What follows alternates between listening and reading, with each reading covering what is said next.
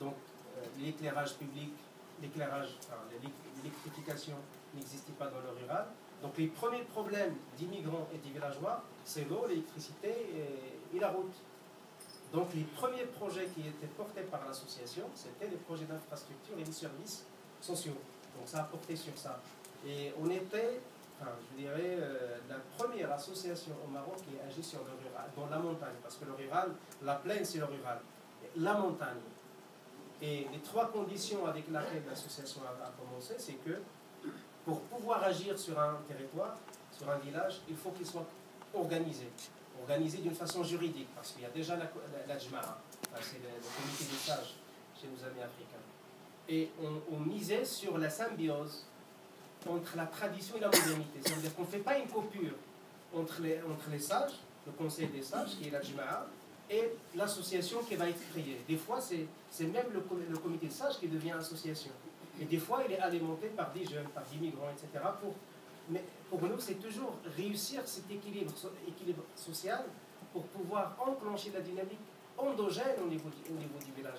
Il ne s'agit pas de plaquer une vision de migrants qui vient d'ici pour la plaquer sur le terrain. Donc c'est vraiment engager des négociations pour définir quel projet, quels moyens. Deuxième condition, participation.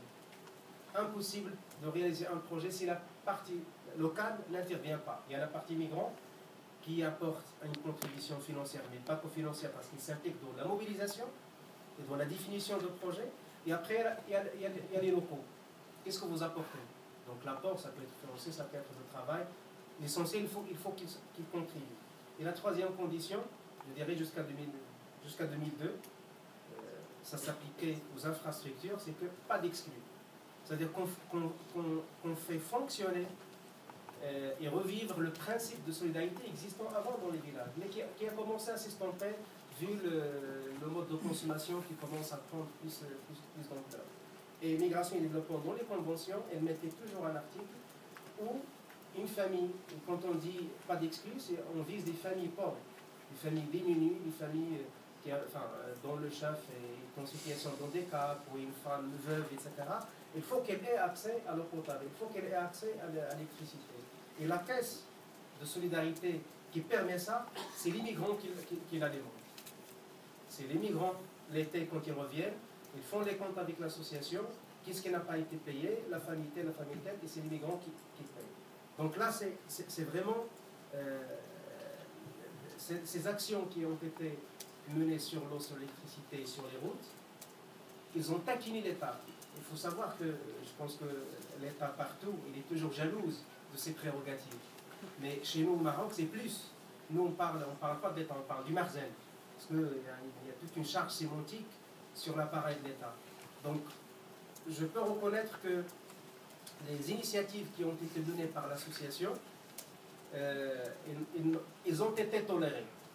Et c'est déjà un avantage. Parce que pour nous, on dit quand l'État, il faut neutraliser l'État. Ce n'est pas ton allié, au moins il faut qu'il soit. Parce que sinon, il te bousille tout le travail que tu peux faire. Donc là, on doit reconnaître qu'on croit que c'était innovant et qu'ils ont laissé faire pour voir qu'est-ce qui se fait. Ils ont vu que le travail portait sur un intérêt public. C'était pour la population, l'eau, l'éducation, la santé. Parce que les choses après, se sont diversifiées. D'infrastructures, on est allé à la santé, à l'éducation, et le renforcement de notre capacité est transversal. Quand on met en place des associations, il va falloir les former, renforcer leur capacité pour dépasser la gestion d'un projet technique vers une conception d'un développement territorial. Comment l'association villageoise s'approprie son territoire et s'approprie son avenir. De dire que c'est possible de construire notre avenir. C'est à nous d'être les maîtres artisans et d'aller chercher, d'aller négocier avec la collectivité qui joue pas son rôle, parce qu'il y a la corruption et ceci et cela, mais il ne faut pas être dans l'attentisme. Donc là, pour résumer, je dirais, c'est donner l'espoir à la population locale, pourquoi que c'est possible de construire un meilleur avenir dans lequel ils ont un rôle à jouer et pas attendre que l'État va faire tout. Et ça ne veut pas dire qu'on est contre l'État. Non, au contraire, on cherche à ce que l'État vienne assumer ses responsabilités régaliennes, notamment sur la question de l'infrastructure, sur la question de la santé et l'éducation.